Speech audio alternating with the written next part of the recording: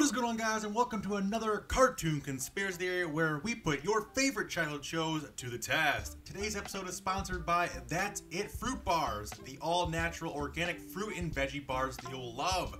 And what is in the name is exactly what is inside of them. Apple banana, or apple blueberry, or apple strawberry, and that's it. That's what the name implies. There's no sugar, no additives, no preservatives. It's all just fresh organic fruit, and that's it. And they taste great, so check the link in the description and try them out and use coupon code KMAC for 10% off at checkout.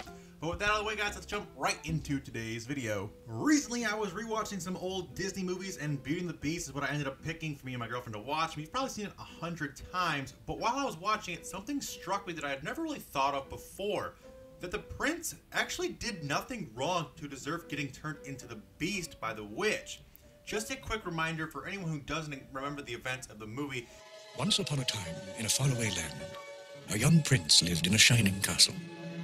Although he had everything his heart desired, the prince was spoiled, selfish, and unkind.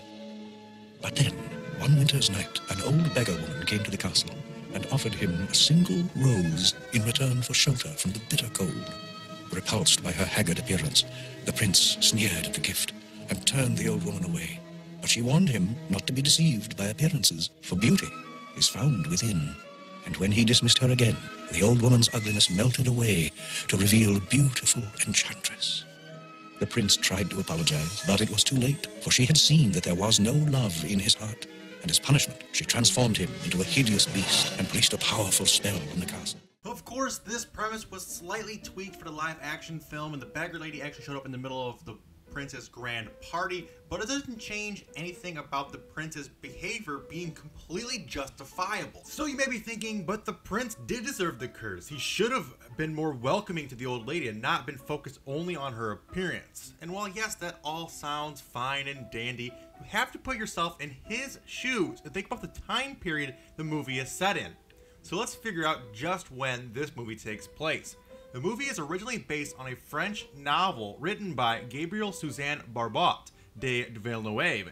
I probably pronounced that terribly. I'm bad at that kind of stuff. Moving on. But anyway, the book was published in 1740. Now, Disney's animated version came out in 1991.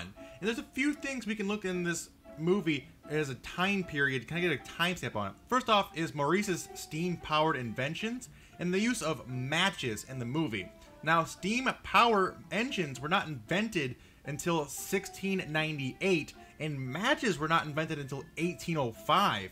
So that would put the movie, according to that, sometime after 1805. But it has been said that these were just oversights by the animation team, and that the actual time period for the movie is much earlier than the early 1800s. So let's dig a little bit deeper. If we examine the outfits worn by many of the characters in the newer live-action version of the film, we can see a kind of rough estimate and time period here.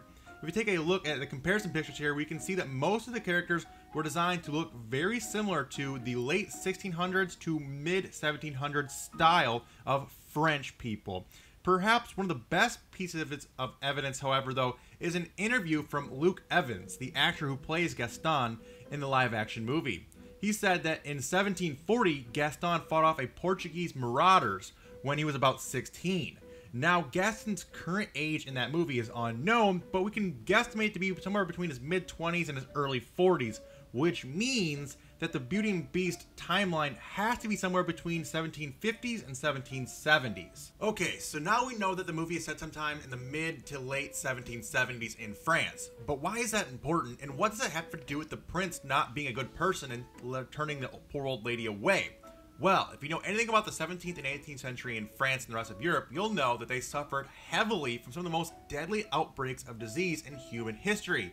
Massive plagues and pox outbreaks and other diseases killed millions all throughout Europe back in those times, and you had to be extremely careful not to become infected, as medicine was nearly non-existent and catching the plague meant almost certain death. Not to mention that one of the biggest outbreaks of plague ever to hit France happened in the 1720s and was dubbed the Great Plague of Marseille. And we learned in the live-action movie that Belle's own mother was actually killed by the plague as well. Plague.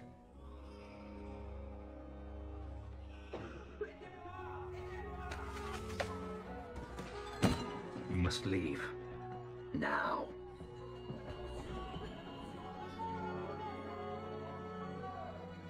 Quickly, before it takes her too.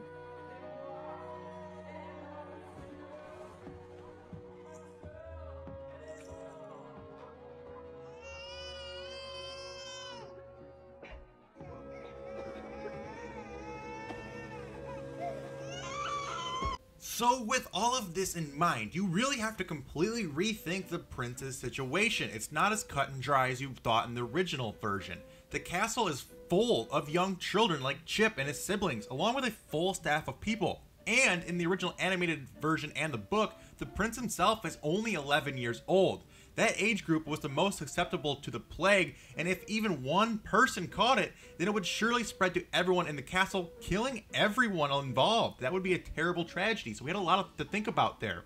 So, the prince was really not turning away an old lady because she wasn't a beautiful young girl. He was doing it because he saw her appearance, and he made a judgment call that she was someone that could have been infected with the plague or smallpox, and he was not going to take any chances of catching it from a stranger who he's never met, showed up out of the blue on his front doorstep, and in the live-action movie during a party, interrupting that, so that's another thing.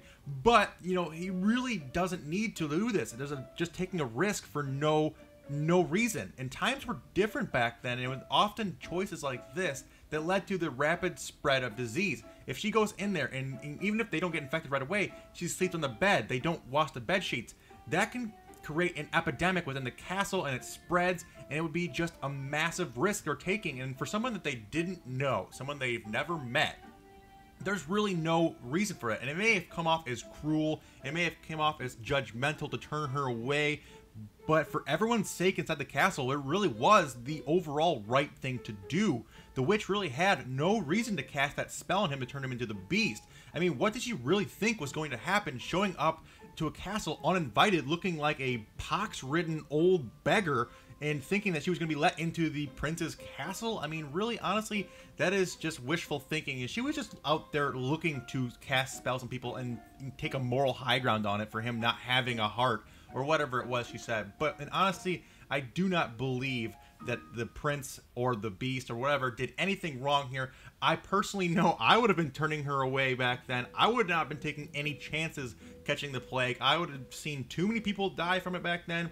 And if an old flea-ridden lady showed up at my door late at the night and asked to stay in my bed, I probably would have turned her away as well. I would not be taking any chances. I know it sounds cold, but that's just how I think about it. But I'd love to hear your guys' thoughts and comments on this down in the comment section down below. Love to get a good discussion on this going. All things like this, I'd love to hear your opinions on.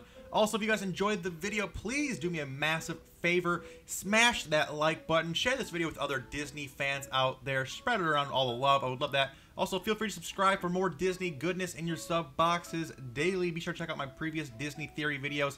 Lots of them. There's an entire playlist. Also, links to the end slate and the description. And lastly, I want to go ahead and thank our sponsor again. That's It Fruit Bar for supporting the show. Remember that you can use coupon code KMAC for 10% off their online store. But until next time, guys, remember that it's always KMAC time somewhere. Until then, take it easy and peace out. And welcome to the end slate, where I go over all the information you guys are probably going to click away from. But if you guys are interested and stick around, you guys can get all the updates on the channel. Now, first off, I want to announce that I have launched a brand new Patreon page with exclusive videos going up there and people getting videos early. If you guys are interested in anything like that, check out the Patreon page and check out the donation levels there. Second off, next week we are actually starting a brand new podcast with me, John Gasm, and another buddy of mine. We're doing a brand new podcast, so make sure you guys are looking out for episodes of that. We're going to be discussing theories, going to be discussing all kinds of cartoons, Star Wars, and stuff like that. Also, check out the 2 videos on the screen here. And I'm going to be doing live streams once a week starting in 2 weeks, so look out for that as well. Also, make sure you guys are following me on all these social medias. Links to that is all down in the descriptions as well. I have a Facebook, I have a Twitter, and my Snapchat is on there as well. If you guys are interested in all of that, like I said, links down below. And finally, the one last thing I get on here is going to be, of course, the secret code word of the day. The code word that lets me know you guys made it all the way to the end of this incredibly long end slate are some of the coolest and best fans on the internet. And that is, today's code word is going to be Cogsworth, like the character from the show. But until next time, guys, like I said, take it easy.